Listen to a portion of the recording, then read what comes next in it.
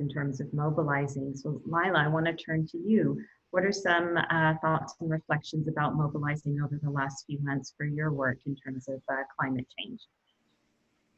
Yeah, thanks so much, Sabreena. And again, my name is Lilah, I use she, her pronouns. And just before I start, I want to acknowledge that I'm on unceded Musqueam, Squamish, and Tsleil-Waututh territory today in Burnaby. And yeah, I'm an organizer with Sustainabiliteens and Climate Strike Canada. And we organized all of the climate strikes last year, including the one on September 27th.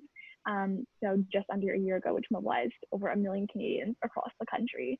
But as a youth movement that really gets our power and really mobilizes people through mass protest and through big public actions, when COVID-19 hit and when we were all sent into lockdown, it was definitely really difficult to adjust. And so a lot of us organizers got on many hours of Zoom calls every day and staying in contact and trying to strategize about what we could do in this moment, because while COVID-19 has extremely detrimental impacts all across the board, it's also not happening in isolation of other crises such as climate change and inequality and systemic racism.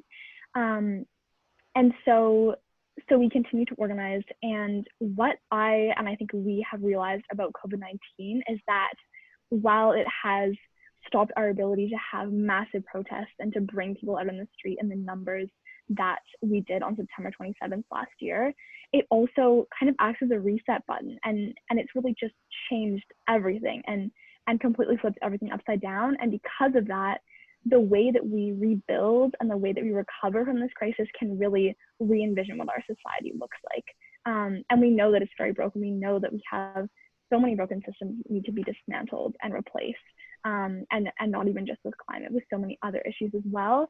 And so what we realized is that we can really do that in the way that we recover from COVID-19. And so we've been mobilizing people online through things like Zoom calls, and now working on doing distance actions and doing media work and events like these to bring people together and to continue mobilizing people around this issue. And so young people across Canada, as well as Sustainabiliteens in Vancouver, have come together to form the Not Going Back campaign. And so we released a set of demands for Prime Minister Trudeau's throne speech on September 23rd.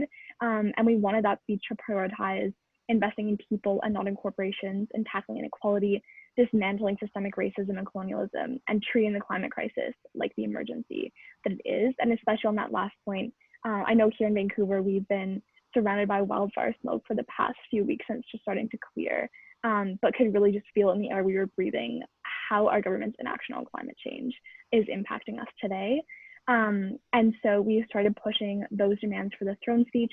And it was definitely disappointing to see that the speech yesterday was really just a continuation of what's already being done by the Liberal government.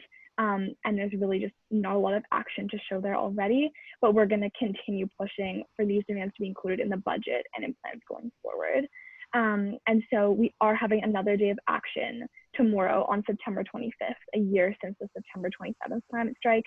And we're mobilizing people both online through social media and also in the streets through distance and COVID-safe actions and disruptive actions all across the country. That's incredible. So Sandeep, that makes me think about how artists play such